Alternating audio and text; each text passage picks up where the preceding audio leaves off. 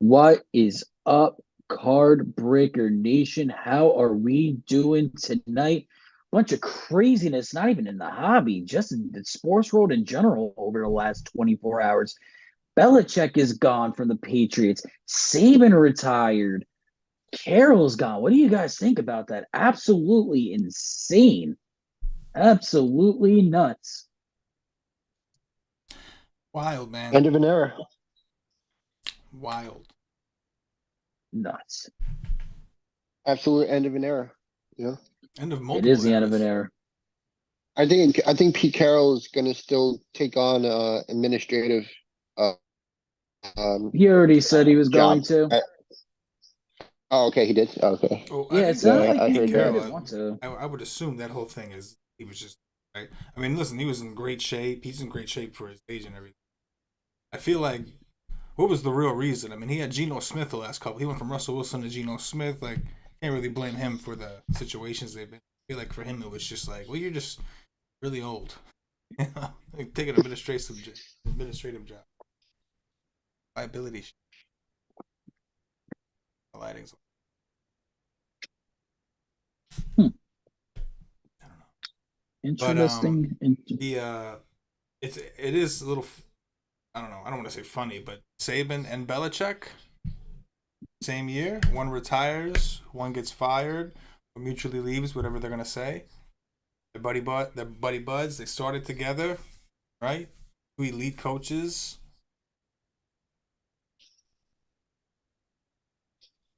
Where do you think Belichick goes? I'm honestly, I kind of wonder if he'll go anywhere. I feel like he will because like he seems like he's got a lot left from a coaching standpoint. But I tell you, timing is not right. But I'll bet you the job he would have taken is probably the Giants, right? I mean, you guys got Dayball. He's not going anywhere, but we know how much he loves the Giant organization. And if things worked out differently or the timing was differently, I could definitely see him going there.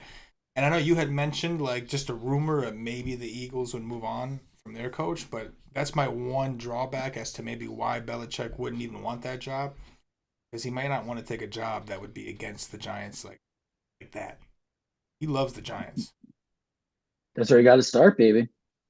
The only way he could be in our on our coaching staff now would be as a defensive coordinator because Wink actually went out like a straight asshole, if you want my honest answer. I don't know if you've seen anything about that, CK. Wink went out like an ass. I'm gonna be surprised if he gets hired anywhere else. I saw that he went, but I didn't. I don't know the details. I just know that he went, and I heard that he didn't get along with Dayball. Yeah, he like went out of the whole entire meeting because Dable fired his linebackers coaches because they weren't that good, and basically Wink went in there, cursed him out, cursed out people, and just like left like a little child. So absolutely I don't even crazy. want to talk about Absolutely Dan crazy. Quinn right now. Yeah, Dan Quinn might be gone to the Seahawks, bro. Yeah, I don't even want to talk about that because that's a huge loss. It's a huge loss. Yeah, can't think about that like now. Right, that can't think about can't think about it like that now. I can't talk. Holy crap! One of those days, All right, man. enough of yeah, one of those days. Enough about the whole entire quarterback situation. Also, we are without Tom. Tom is MIA. He's a little bit under the weather right now, so He's not MIA. He's on the he's on IR. the IL. Missing it. He's on He's not the missing everybody. Don't worry. We know where he is. He is we on know the where he IR. is. He's in bed. I had said to you Uh, before, he's on the IR for bitch-like symptoms. I mean, flu-like symptoms. Flu-like symptoms. For real. He really is. He really is. All right, so we're gonna go on to topic one tonight, which is the CJ Stroud 101 Black Finite has been pulled from the 2023 Prism. Backyard Breaks pulled it. Shout out to Backyard Breaks. Good for them for pulling it. I'm not gonna lie, I used to be one of the people like, damn, Backyard pulls all this stuff. This is rigged. They get rigged boxes, this, that, and the third, yada, yada, yada. But as I've come to realize, they are ripping so much damn product. They are constantly on Whatnot. They're constantly on all of these other platforms, and they get probably such a big allocation in all of these boxes and cases and so on and so forth That's why you see them pulling a lot of stuff because they are ripping a lot of product. Absolutely. They You are. hit it right on the head, bro. I've never really been a big hater of theirs. I respect their hustle. I respect their grind. I'm not a big fan of like the listen, when I pull a really big card, it's exciting. You get a little rush and you're happy for the members or the people in the break that hit the cards. But I'm not one to like overreact like a maniac when I hit a card. Like I'm just not my personality. So I've never been a fan of that style. But I respect the hustle. I respect the grind. I respect what they've built. And yeah, man, like from the beginning, I've always like I guess because from my perspective, when me, Tom, and Danny, a lot of us are involved in buying and all this kind of stuff, we realize how much product they must go through before they even like they said it. I think a little while ago, we opened X Y whatever, but we kind of already had that perspective just from what we've done when we were small. As we started growing, we were still going through so much product. So if you open that many cases of a product, the odds are in your favor, right? And I know other people have made tweets or whatever about mathematically it still doesn't make sense. If somebody's gonna open it, it's gonna be most likely more times than not the person who is opening the most product or the people that are opening the most product. And like you said, they've got multiple whatnot accounts. They've they rip on Twitch, they rip on Instagram, all different platforms. So they're literally doing this all day, just blowing through cases. Yeah, they're gonna pull some shit, and that's what we're trying to do here at Card Breakers. The faster we close a break, the quicker we can get the next one up. The quicker we do that, the quicker we go through a case. Next thing you know, we go through 20, 30 cases. We're gonna start pulling some fire too. So, um, respect it, but yeah, I've never really thought it was a conspiracy or anything like that. I just always felt like they open a crap ton of products, so the odds are in their favor to pull some nice shit. Totally agree with that 100%.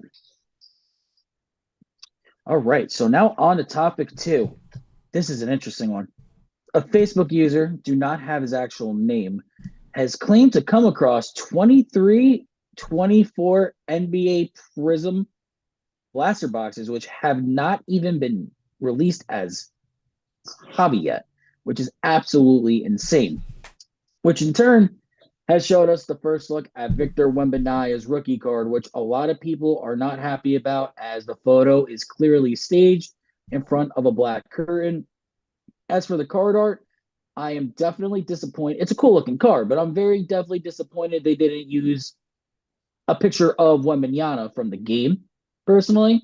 And I'm also very disappointed that we're already seeing the blaster boxes before the hobby. I think that's just straight ludicrous. Yeah, I agree. If that's true, and I'm not saying it's not, I'm just saying that I'm a big part of me hopes it's not real, but if that's the case, that's definitely a little disappointing. I mean, I guess it all matters when it's released, right? Because we all know these cards are printed well in advance. So I guess it comes down to when it's.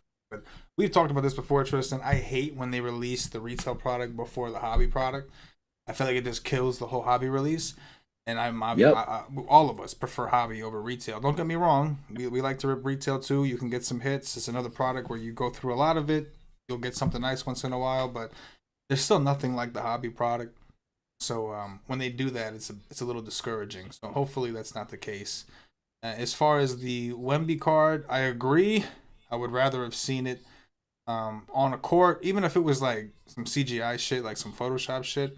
Make an effort, man. Just put him in front of a black curtain, man, with some wood on the floor. But this is also some speculation. I mean, I guess we'll see what it looks like when it comes out. But you know, this card specifically has like Chronicles vibes, doesn't it? You know what's crazy? I've been seeing sales of this card, and it's been selling for like 100 to 150 bucks just the base. And I've actually was just on Facebook before. I saw somebody have the green parallel version of this card. I mean, he's It's nasty. He's thug nasty, freak nasty. He's like, from anybody who does like fantasy, whether it's season long or daily fantasies, particularly daily fantasies, what I'm talking about. When you see the numbers this guy puts up, like Giannis numbers, but he does it in like 25 minutes, you're like, holy shit! It took Giannis, who's a freak, right? Took him 39 minutes to reach the fantasy points that Wemby put up in 25 because he's been capped on a minutes limit, but pretty nuts. He's got the potential to be something that we haven't seen in this generation. agreed. Yeah, Joseph Lane said the base is Yes. like 100, 150. Yeah. What are you saying, Danny? I just said, yeah, he sure does. Great player. Great player. Holy crap! You said the cracked ice is going for like 1,200. That's Wow. news to me. Wow. Well, So I guess That's screw what we say. What is black? The black curtain don't mean shit. black curtain don't mean shit. Don't mean shit. Oh, if the cracked ice is going for 1,200, what the hell is the silver going for? Whew. That's insane, bro. All right, so for topic 3, the Otani Babe Ruth dual autograph, the hitting one from Topps Definitive, actually went up for auction, and it's going to be ending on January 27th. If I'm not mistaken, the last time I personally saw the card, it was up there for 26K. Oh, no, it actually skyrocketed up. What is that now? At 29, 29,000. Chris? Yeah, 29,000 ends on January 27th. Where do we think this card's going to end? That's a good question. I'm never good at predicting these because I don't really watch a ton of the auction endings, just because we're so busy with the other stuff on the production end. But epic card. I mean, what can you say? And the fact that like the Babe Ruth, like, I mean, what else is it gonna be on? Obviously, you can't sign anything new. But that old school paper, bro, like it just does something. When you have a card like that with the Babe Ruth auto like that coming through and that old school ass paper, man, it's like that's a gem, man. That's a nice ass card. I'm gonna say 750 is where it ends. I'm gonna say 750. 750. I'm gonna say 750. I I'm mean, gonna be there's a only little been bit 3 conservative bids, on this one. and it's at 29,000. So it's like, I think on gold it's like a certain increment, and anything like gold eBay, everything always catches fire at the last second. So I could see 750 on this card. I mean, it's Babe Ruth and Shohei Ohtani. yeah, no, I can dig it. And the Dodgers right now, so much hype with the organization headlined by Otani right now. Like, hate that goddamn team, the Los Angeles Deferments, dude. That's absolutely insane. it Did you might break him see out. who It it might. could break him out? I don't know. I'm being very conservative here in this card market. I'm saying 750. Yeah, see Teoscar Hernandez or whatever. Yeah, I think it was Teoscar Hernandez. You saw that he signed with them for a year and he's getting 10 million deferred throughout the next 10 years or some crazy shit like that. It's like, how Everybody is this wants that Bobby legal? Bonilla money, boy. How's it? I don't even Bobby know. Bonilla. Now Bobby Bonilla. we're gonna see a crazy ass baseball lockout if this keeps happening, bro. This is just nuts. We're gonna see a crazy ass lockout 100%. All right, so for on to our next topic, which is also another auction. We have to talk about this one because it is ending on the 13th. The Brady Bowman Draft 1 of 1 Super Factor is currently up for 100K. The last I personally saw. Yep, still at 100K. So where do we think this one's ending, boys? If we're already at 100K, 3 days left, I think a cool half mil, 450, 500. Yeah, I think so. I think it could hit. I think it could hit 5. I mean, how much? What is it? The 13th. So we have like 2 days. 2 days. I think there's potential. We see some guys get aggressive coming in late. We, like you said, we see it on eBay. Everybody waits till the end because they don't want to bid each other up too early. But I mean, shit, man. We're talking about Brady's. It's supposed to be Brady's only real baseball card, right? Like it's Tom Brady. Supposed to be. I feel like in a weird way, supposed to be. Belichick retiring almost helps it, like because it's truly the end of his era for football. You know what's right? interesting? I wonder, how there's the Belichick auto? I wonder how much that goes for when that starts to hit open auction. Yeah, that's a good point. That's gonna be a sick one too. That's gonna be a crazy ass one. Danny, where do we think it's ending? Let's say 400. 350, 400. That's funny. Sal said 350. Yeah. Okay. Sal wrote $20 in break credit. Sal, if it ends at 350, I will do that. We will do that. Just for the spot on accurate guess there. All right. So for topic number 5, this is a very interesting one because everyone's hyped up about Archie Manning. Everyone's hyped up about Texas. But Quinn Ewers is returning to the Longhorns, and he announced it in a very interesting way by signing it on a card. I don't know if the card is up for auction yet or if it ever will be, but there is a video and we are going to roll the clip. Ever since I was a kid, I've dreamed of playing quarterback at the University of Texas. I couldn't be more thankful to all my teammates and coaches, and I'm beyond grateful to be in the position that I'm in. God has shown me who I truly am these past 2 years that I've been here. And through the ups and downs, these fans and this university has always had my back. And with that being said, I'm coming back.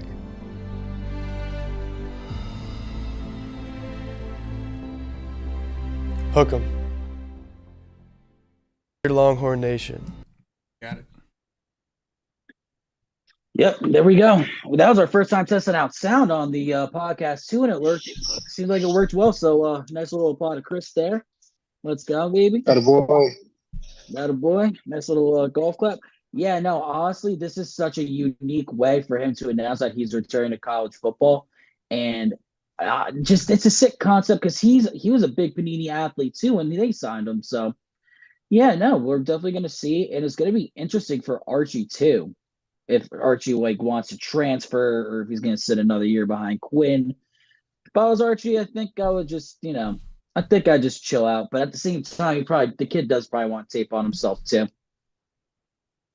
Yeah, I mean, everybody wants to play, and especially for a guy like him, who you pretty much know, like, he's going to get his shot. I mean, the problem with that situation is, like, he's got so much hype that he might be better off not playing. The only, sometimes it's really hard to deliver on that. But I will say that guys are eager to get paid, and the NIL has kind of fixed that a little bit. Like, now it's not so much about the money because you can make your money before you even hit the pros. So I kind of agree with you. I'm like, why rush it, man? Like, I know he wants to play, but you already got a reputation. You haven't even done anything, and you got a reputation, so I see no reason to rush. He's already making money off that. I saw something interesting about the NIA deal, specifically with Archie. Apparently, I think it was his dad, or he said that he's not going to take any of the NIL money until he actually officially plays.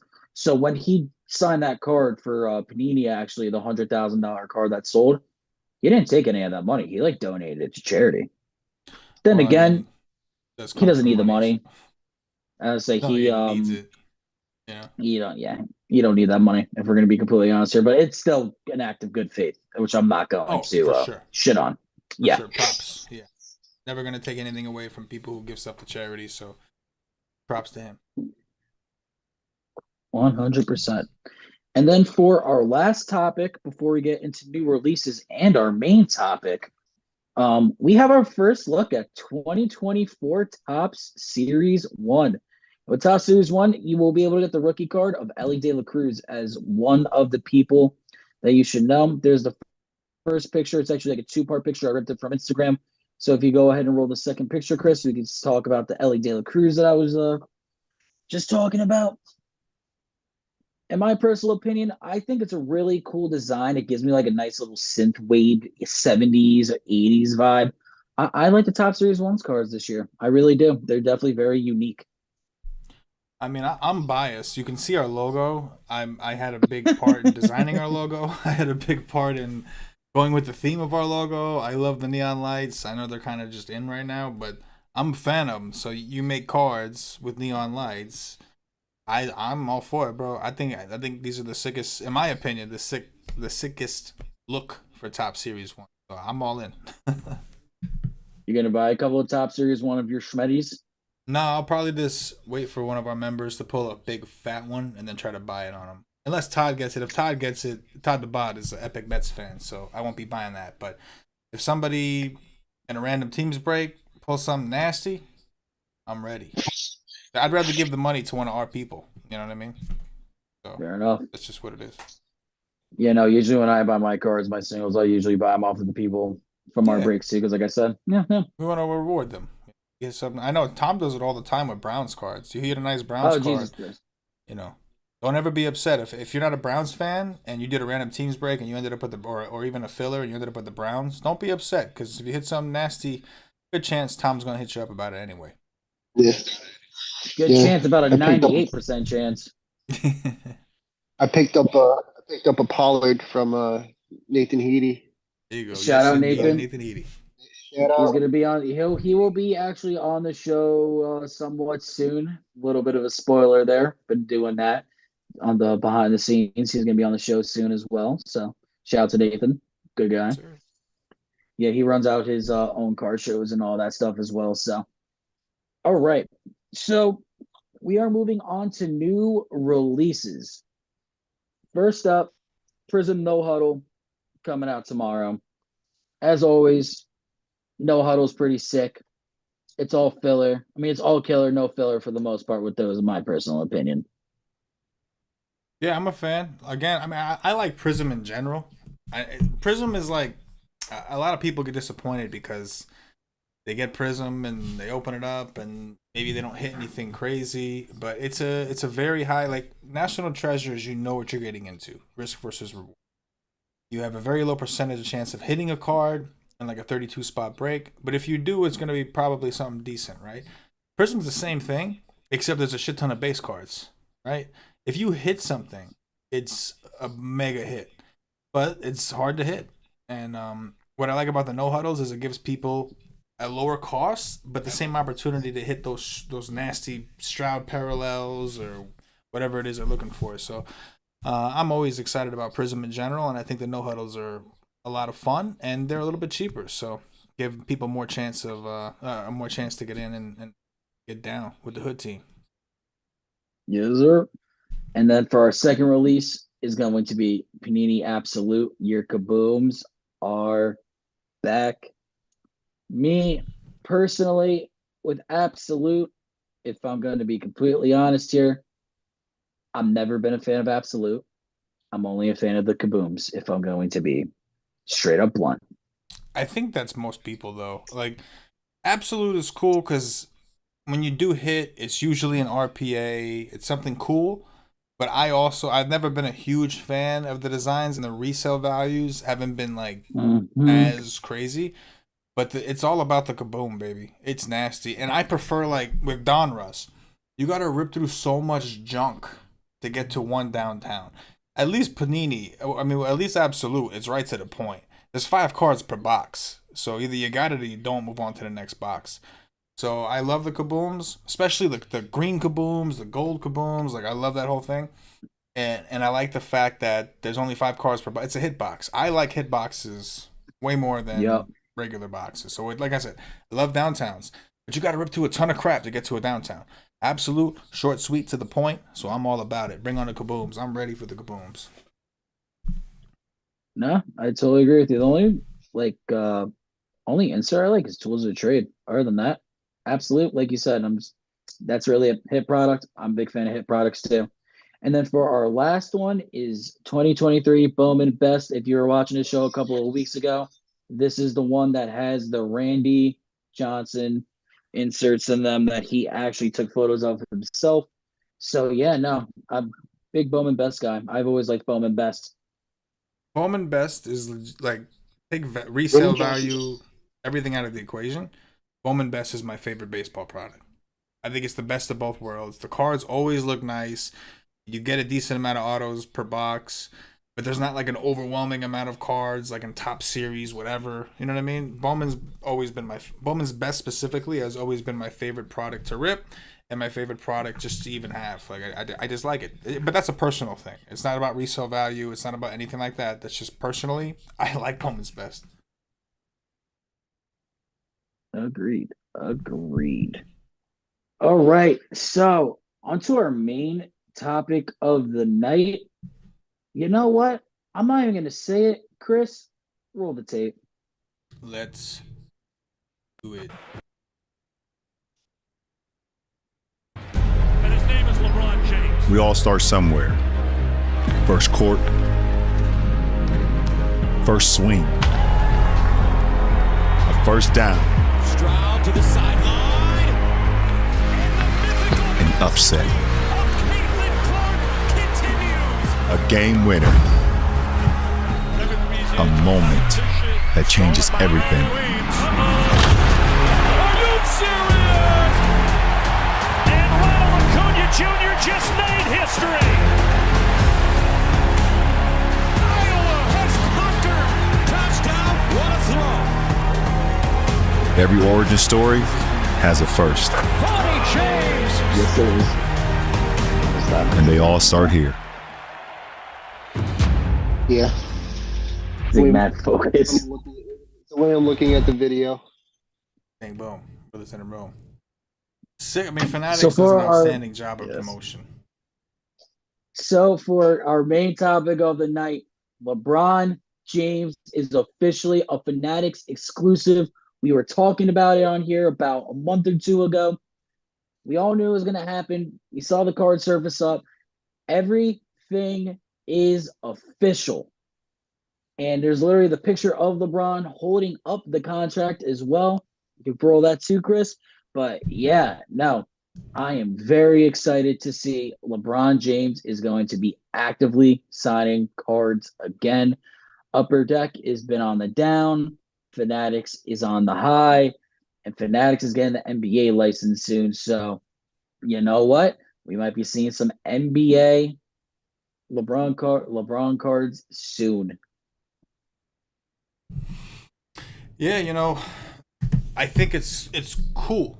But again, from the beginning, my whole dilemma with all this stuff is I think a big part of like, well, at least for some people, not everybody. For collectors, this is awesome. It's just going to give you another opportunity to get LeBron auto, right? But for people who use this as an investment tool, which maybe that's not what it was intended to be, whatever the argument is, regardless, a good chunk of people that have money in the hobby, it's for that reason. It's for investment purposes. And I'm a little concerned with new LeBron autos coming out, for example. What is that going to do to the value of the current stuff? I'm a little concerned there.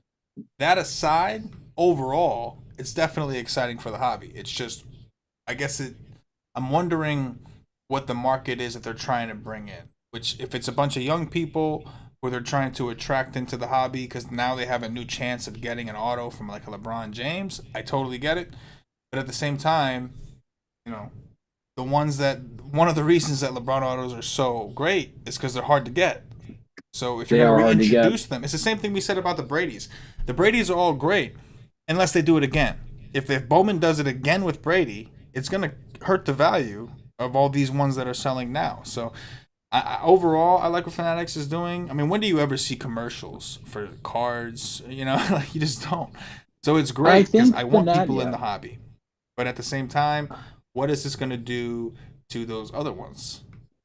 I don't think it's going to do a lot. I think they're going to make LeBron limited like Brady's limited. And especially if it's going to be an NBA licensed product, let's just say, for example, I think let's say Topps releases 20 products a year. I think they'll probably drop about 50 LeBron autos in the per set. I don't think it should really affect his value that much. The only way that I think it balances out is if they bring in enough people into the hobby where the values balance out. If you bring in more people and you're creating more of a demand, then it's okay to release more product as long as the demand fits the need for the product. Once you have that ratio, right? If all these people want LeBrons and it's hard to get them, it's okay if you're tripling, quadrupling the amount of people that want these LeBrons to drop to drop a few more, you know? So I'm not saying that they're definitely going to crush the value because their approach, they're going after new people, which is awesome. So if you get enough new people in and you keep the print runs like under control, it shouldn't be an issue. But again, value is all supply and demand. So if there's not enough people coming in to support the new products, then it is going to kill the value of the old ones. Because say I'm saving my money to buy a LeBron auto. Maybe now instead of buying it from that person, I'm just going to wait and buy them from Fanatics when they take over the licensing. And then that person that's holding that LeBron has one less buyer who's interested in his LeBron. So what's he going to have to do when he wants to sell it? He's going to have to lower his price. But again, if the demand is still there, if they bring in enough people interested in the hobby, in the products, then it won't matter because there's there's going to be plenty of people that still want these things. So I'm very curious to see where they go with it. But from the looks of it, seems like it's going to be all right because they're, in my opinion anyway, they're doing a very good job of adapting to modern marketing. Yeah, as of now, though, too, you have the one-on-one superfractor that is signed by LeBron and Bronny, which we also do have the picture of. That's another product that's coming out on the 17th, which is the Topps Bowman Chrome U. And that has the one-of-one superfractor LeBron, Bronny, James, and that's going to be a big card. That's crazy. Forget about it. That's going to be a big-ass card, bro. Yeah, that's a monster. That's I know I don't even know how much I've heard beef. Do you think, listen, LeBron doesn't need money. He doesn't need any more fame. This is all for his son, right? This is all for Bronny, right? What, these cards? Everything he's doing. Like, the Fanatic stuff, he doesn't need it. Like, he doesn't need to do any of this. He doesn't have to sign another card the rest of his life. His cards are going to be worth crazy amounts of money. It seems to me like the only real motivation in doing this, Fanatics, no matter who it is for his legacy, aka his kids. And the one that's up right now is Bronny, who might need a little bit of help because of the heart condition stuff. You know, hopefully everything's all right with him. But wish him the best in his career. But you know, being as how this stuff happened, and even if it didn't. I mean, like, he's a huge marketer of his son. What did he say recently? He thinks his son could play for the Lakers now. So he's out there really, like, pushing his son. He's gassing up Bronny, though. Don't get me wrong, Bronny's a terrific basketball player, but Bryce is the better one. Bryce is the one that's going to be possibly a top prospect, not Bronny. They're giving Bronny the push, which I totally and 100% get. But with you saying that, is he doing this for his sons? I don't think so. I think he's doing it just for more money, if you want my complete honest opinion. But you know what? I can't hate about having more money on that and making more money. You can't hate on that, man. I don't hate on it. It's just, to me, like, there's a certain level where I think it doesn't mean as much to people anymore. And he's at that level. Like, money's not something he has to worry about. And it's not something that his kids have to worry about, his kids have to worry about. So for me, I feel like it's more of a legacy thing, like a name thing. He's got Bronny coming up. Bronny needs a little bit of a push. He wants people to know he's behind his son 100%, so they're not hesitant to pull the trigger when it comes to drafting him or whatever it is. Like you said, he's gaslighting him.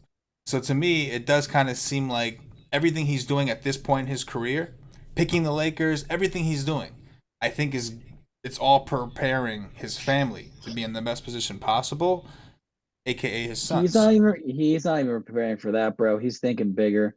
He wants to own an NBA team.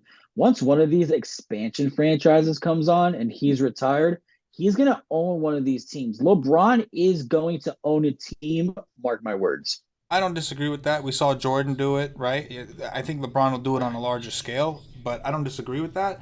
But I think LeBron's going to do it on a much larger scale. I agree with that part, but I still think that a lot of it, like what he's doing now, like what is even what he's doing now with the Fanatic stuff, I think it all has to do with trying to position his kids to be in the best spot. I think he wants his kids to have the reputations that he have, an easiest path to the NBA, the easiest path to stardom, and to me, I think everything he's doing is trying to use his name, the name that he's built up over the last X amount of years, and he's trying to make sure it doesn't go to waste and his kids get the benefit of it. This is my personal opinion. Yeah, it could be Marcus Jordan. And I'm all about it. Like, I have kids. When you have kids, you do everything for your kids. You don't give a... He said Marcus Jordan. Yeah, Marcus Jordan, that dude's dumbass. Yeah, Marcus Jordan's a clown. Dude sucked at basketball, and now he's piping out Scottie Pippen's ex-wife. They should probably babysit that kid, bro. Like, what the hell? It's a cold world we live out here, bro. But I got respect to him for banging out Larsa Pippen, but hey, man, shit, he couldn't get it done on the basketball court, but he could still stick it to Scotty. You know what I'm saying? One way or another, he found a way. Yeah, nah, that shit. Yeah, honestly, I think that's because you see Scotty kind of talking a little bit of shit about Jordan now. I think that's a little bit of part of the reason is like His son is literally in a relationship with his ex-wife. I'd feel some type of way too. Yeah. I do think that Scotty so. maybe felt a little type of way about him before that, but that definitely did not help things. Oh no, not at all. Not at all. All right, so yeah, before we get into this rabbit hole, we're gonna go into players to talk about. I only chose two, and how I'm going to personally do it for the rest of the playoffs. I'm going to do it to where it's the players that are currently playing. So in the NFL playoffs, this one I have a basketball and a football, but we're just gonna do straight football until the Super Bowl. So for the first player that we are talking about is CeeDee Lamb. Oh, calm down, Danny. Yeah, calm down, Danny. I didn't give Danny any outline like I usually do before. This is a total surprise. So we're gonna go straight to Danny after I start talking about it. The 2020 Prism PSA 10 Silver Prism, which is a pop 58. Since this card has such a low pop, I am going to be talking about the growth of sales over the last year. Over the last year, this card has seen a rate of growth of 44.06%. The average price in this time was $141.74, the low being at 100, the high at 220, and it's currently at 180. CeeDee Lamb had an exceptional year that he is going to look to add on during the playoffs and hopefully add himself a ring. This year, he broke the Cowboys franchise records for receptions and receiving yards in a single season. He finished the year with 135 receptions, 1,749 yards, and 12 touchdowns. And on the ground, he had 113 yards on the ground and 2 touchdowns. Danny, what you thinking? Listen, after hearing all those stats, if you're telling me that he's not at least a top 2 wide receiver in the league, like I don't know, like what to say. I'll say He's this. a dog. He is a dog, an I'll say absolute this. dog, and I'm not even being biased about it. I'm not putting him over Justin Jefferson. I can't do that.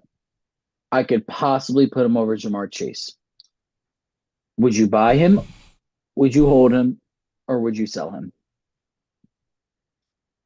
I would buy him right now, especially, um, especially looking at if he's gonna have a somewhat of an identical season. You know, again, being top 3, because you have to put Justin Jefferson in front of him. But no, but Yeah. yeah, Me but personally, yeah, sorry to cut you off. What were you saying? I definitely feel like he could finish top 3 in the league for the next, 2, 3 seasons, healthy, fully healthy. And Really? I could see him going the next 5, 6 possibly, but then yeah, again, these wide receivers but can't fall off a cliff. I've seen it with yeah, Odell. For I'm me, just, I'm, for I'm me just saying, personally, I'm just saying, fully healthy. I'll If not have a title in I the yeah, what would you say? I'll say this personally about CeeDee Lamb. The Cowboys have one of the largest franchises, one of the largest fan bases in the whole entire country, right? CeeDee Lamb has been amazing. And if they even make a deep playoff run, even if they make the NFC Championship, this card is going to go up. If they win the Super Bowl, this card is going to skyrocket up. Absolutely. Especially if they win it, I would buy CeeDee Lamb.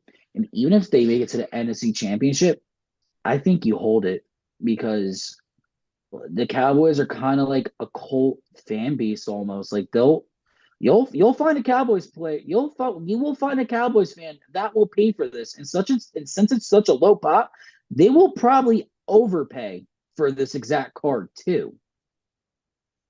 Especially if you have a rare CD. I completely agree. So they would overpay.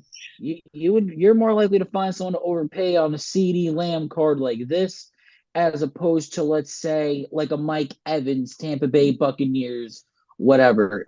CeeDee, I would buy CeeDee. I would definitely buy CeeDee and hold him. Yep. I completely agree agree. on the hold portion. I'm not going to buy him right now because I think there's too much hype right now. It's too late. Your chance to buy him was at the beginning of the season. But I think that if the Cowboys lose at any point, you'll have another opportunity to buy. Either way, I agree with you both that he's at least a hold, right? Because I think even though his value has gone up, I think there's still plenty of room. One thing that's really unique about CD compared to Justin Jefferson and some of these other great receivers is he plays out of the slot. So the NFL rules are designed to help guys like him specifically, right? You can't hit guys over the middle. So you don't have to be this big tough dude getting cracked by safeties and linebackers over the middle. The NFL's they're going to throw a flag if you do that to him. So when you take a guy like him, you put him in the middle of the field, now he can go left, right. He's got so much more room to work with. It's going to be really hard to stop a guy like that. And we've seen it with like Keenan Allen. He's another one. Difference between Keenan Allen and CeeDee Lamb, aside from talent, Danny, don't get mad. I'm not comparing them talent-wise. No. But what I am comparing them is positionally. Keenan Allen's a guy you expect to see a while because he plays out of the slot. You know what I mean? So I think that makes his situation unique. Justin Jefferson playing on the outside, yeah, you're going to moss more people. But at the same time, speed is going to hurt you a little bit more. Whereas out of the slot, even if you lose a little bit of speed, we saw it with all the Patriot slot guys. The quickness can keep you in the game. As long as you have those quick cuts and you can work with the field. And not to mention the quarterbacks. Way easier for quarterbacks to throw it to slot guys and tight ends because there's just less distance between them.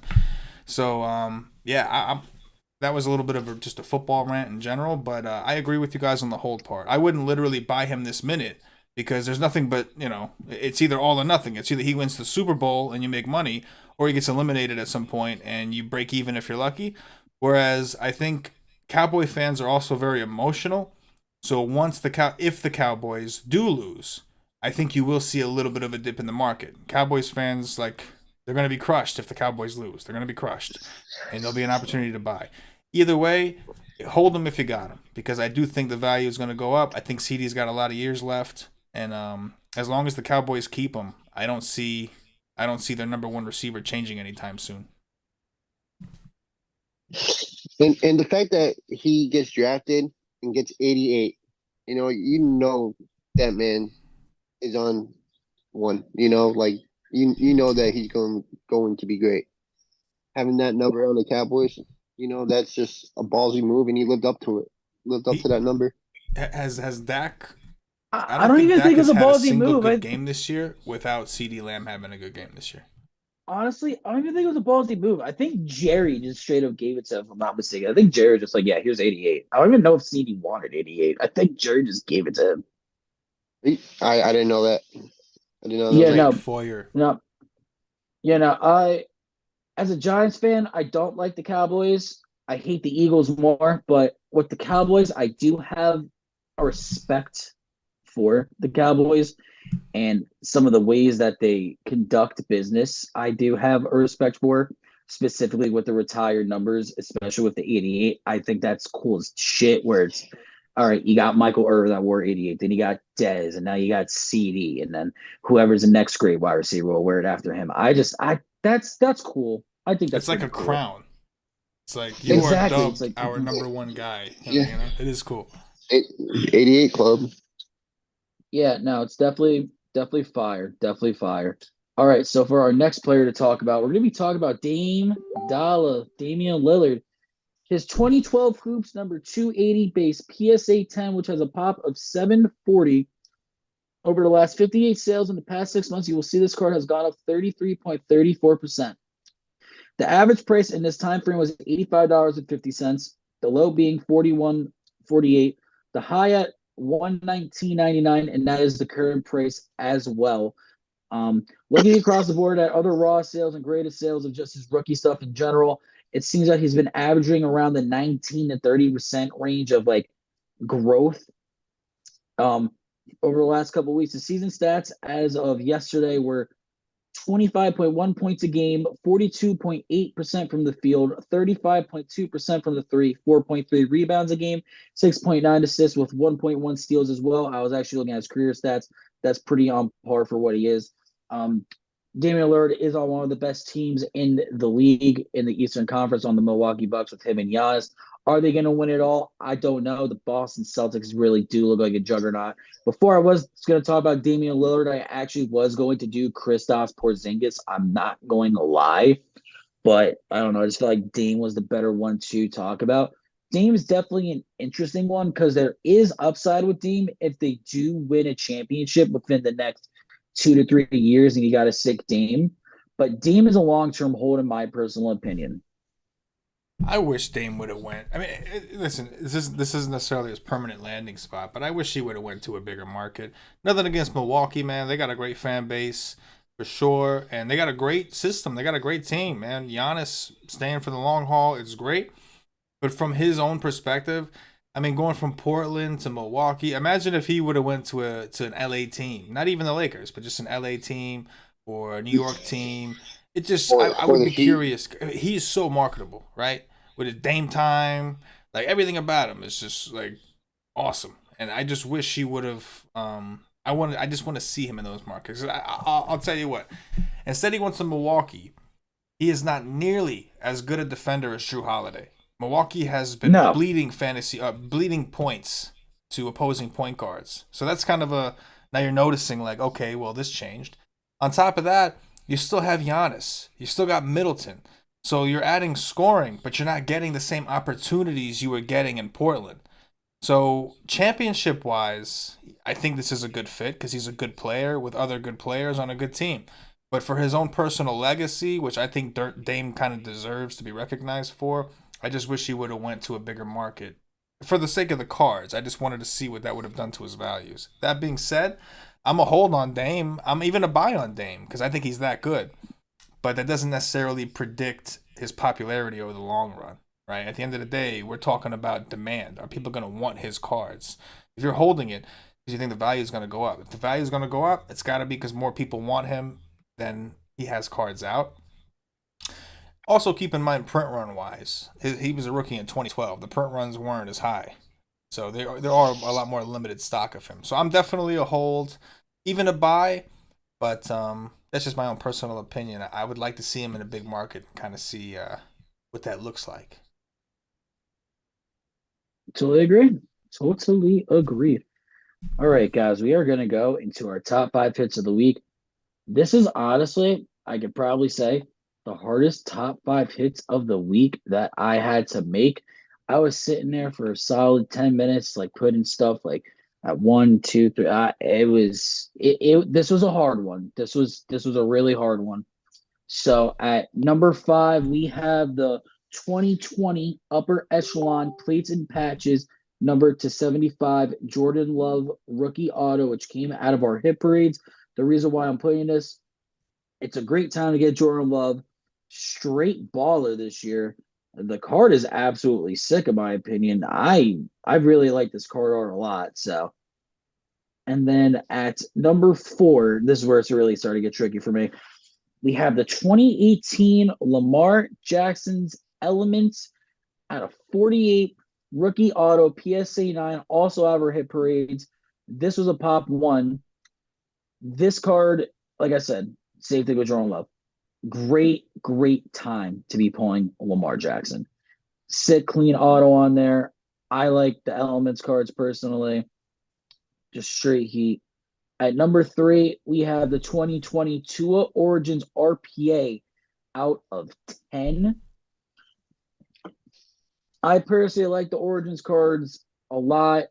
You have a nice, 4-color patch here. It's just an absolutely sick card. It was one of the case hits ever hit parade. Anything to is fire. But at number 2, this is where it really starts heating up. At number 2, the 2023 Tank Dell Gold Vinyl Prism out of 5. Straight nasty. Straight nasty. And this card is definitely going to go up in value when he comes out next year. And balls out. But at number 1, and arguably one of the biggest hits out of PRIZM just in general, Anthony Richardson, Purple Power, RPA to 49. Shout out to our boy Tony for pulling this. And what's even crazier, this is a really good Anthony Richardson auto compared to the little ones. You see it loud and clear.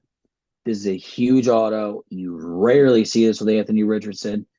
I even saw some just PRIZM in general where it's really small. Absolutely insane card.